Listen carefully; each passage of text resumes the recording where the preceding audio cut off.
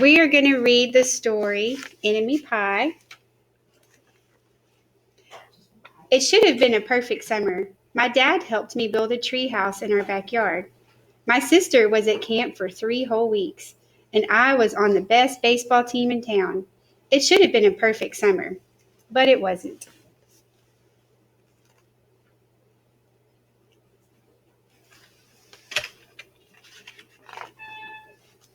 It was all good until Jeremy Ross moved into the neighborhood, right next door to my best friend Stanley.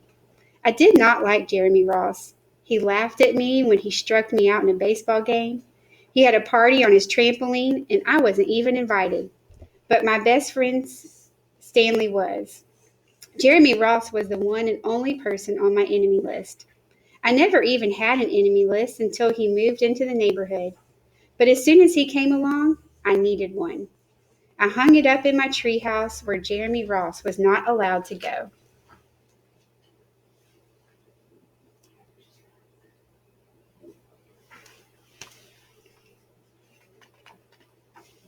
Dad understood stuff like enemies. He told me that when he was my age, he had enemies too, but he knew of a way to get rid of them. I asked him to tell me how. Tell you how? I'll show you how, he said.